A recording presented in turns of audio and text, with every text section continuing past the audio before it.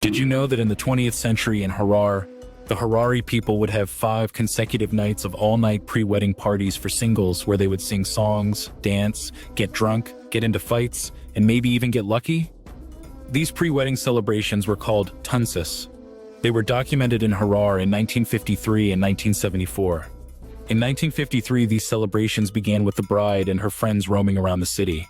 They were inviting single young men in their neighborhood to the event. Single young women from the groom and bride's families were also invited. The invitation usually sounded like this: Mr. So-and-so orders you to crush hops. Crushing hops is part of the beer brewing process.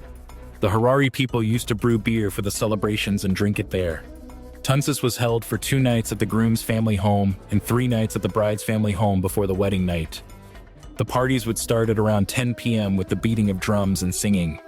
At the time, weddings were the only socially accepted opportunities for unmarried Harari men and women to dance together. The boys would sing love songs praising the bride, groom, their parents, relatives, and friends. The parties were joyous events that lasted all night, sometimes ending when the sun rose. During the night, the unmarried boys and girls had the opportunity to mingle and potentially engage in adult activities. The verse that is sung by the men is, "The day comes before I am satisfied." Harari mothers and young men and women loved Tunsus because singles could find a potential spouse. However, the dancing, singing, music, alcohol, and opportunity for adult activities made Tunsus disliked among conservative Muslims. Also, young Harari men would sometimes arrive at the parties drunk and get into fights, causing severe injuries.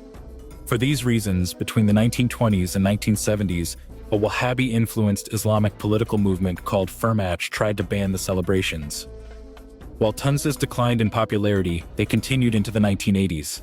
Today in the 21st century, it is rare for Tunsus to be included as part of a Harari wedding.